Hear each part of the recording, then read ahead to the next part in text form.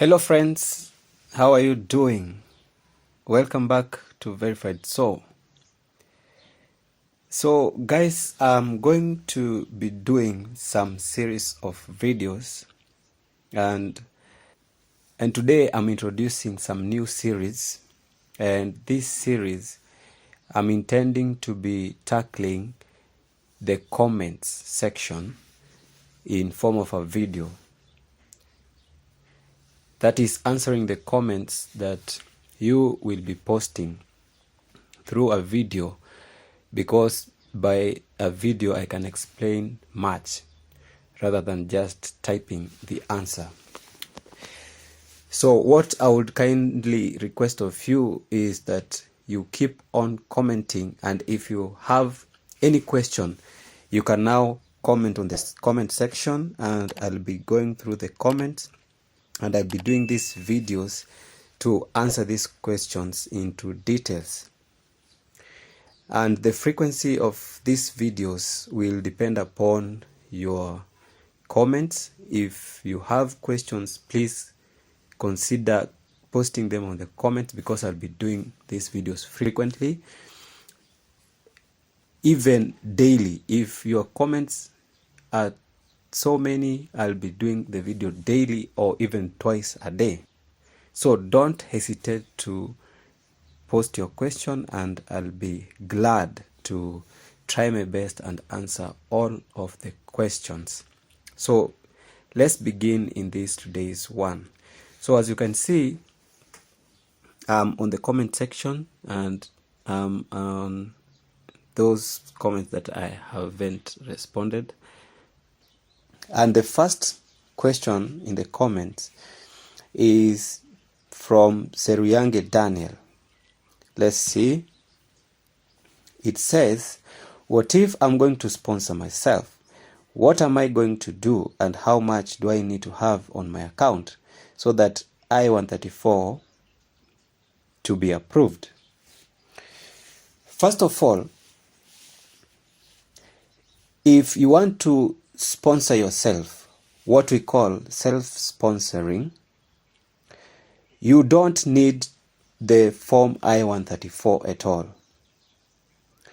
If you're sponsoring yourself, maybe you have sufficient cash to sponsor yourself, you don't need a form I-134. What you need is to have at least $10,000 per every person, and then produce the bank statement of the same and go with it to the interview. So if you are a single person, then you require 10,000 in your savings account. But if you are a family of, say for example, 2 people, then you require 10,000 times 2, which is $20,000 for you to sufficiently prove that you can support yourself. So you don't need Form I-134, but a bank statement of the same. That is Seruyange Daniel. Let's go back. The second comment is by Abdi Kazmi. And let's see the question. When I submitted DS-260, my wife doesn't have any travel history in her entire life. But after 2 months of submission of DS-260, she traveled to neighbor country, and she is not principal applicant. Should I unlock DS-260 for that reason, or I will wait for the interview, please? Abdi Kazmi, if you are the principal applicant and your wife is a derivative, and she has traveled to a neighboring country after you have filled the DS-260, you don't have to open your DS-260 at all. Don't open it. Don't open the DS-260 at all. Just wait for the interview, and if asked for it, you can present it. But if not asked, don't speak of it. She is not the principal applicant. So don't open your DS-260 for this case. We go to the next comment, and that is from Jerry. Eunice Jerry. Thanks a lot for sharing. Maybe you can do a video on how to overcome the culture shock for the new immigrants and some tips to adopt. Yeah, that video is coming soon. Thank you so much, Jerry, for that reminder. And then Sema Festus.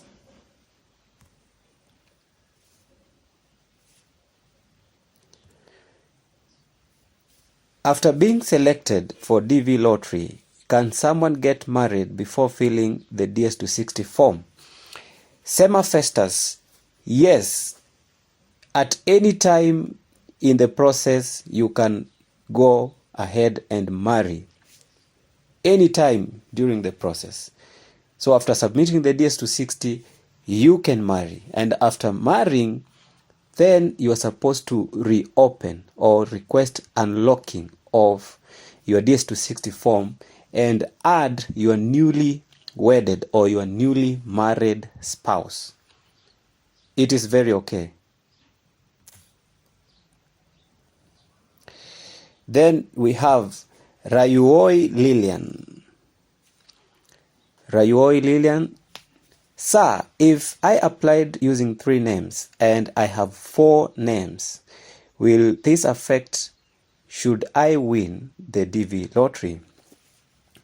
Should you win the DV lottery, you will correct this by adding the 4th name in your names. You just include your 4th name in your names and mark you that these names must be appearing on your birth certificate and also on your passport.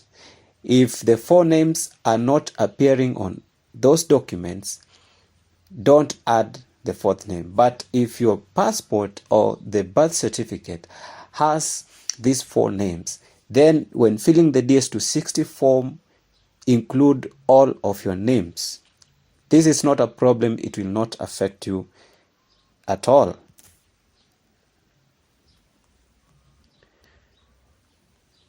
Then we have multi-skilled electrician.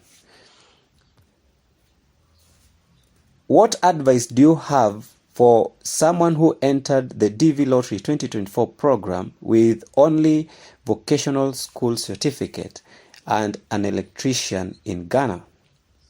I checked the SVP for electrician and it is between 6 to 7. What are my chances of getting a visa as an electrician whose work SVP is 6 to 7? Thank you. Multi-skilled electricians, thank you for your question. Now, basically what you are saying is that you only will qualify through work experience, and that is all right with you because you don't have the high school diploma. And you are saying that the electrician is under the range, the SVP range of between 6 and 7. This means that you can qualify if you provide enough documents for proof. If you can provide documents from your employer, or if you are self-employed, you can provide the documents, then you can convince the consular officer to give you the visa. Remember, work experience is so subjective, or you must very well convince the consular for him or her to issue with the visa. Maybe you are self-employed and you have a small company as an electrician and you've employed, let's say for example, over 10 people. That means you are an electrician with a vocational certificate, but you are the manager of your company. A registered company, it means you are a manager, and that qualifies you. Another way that you can do is look for the title that very well categorizes you. You might be an electrician, but you might be an electrician doing some managerial tasks or doing some other tasks that are more advanced, but you are working under the electrical field.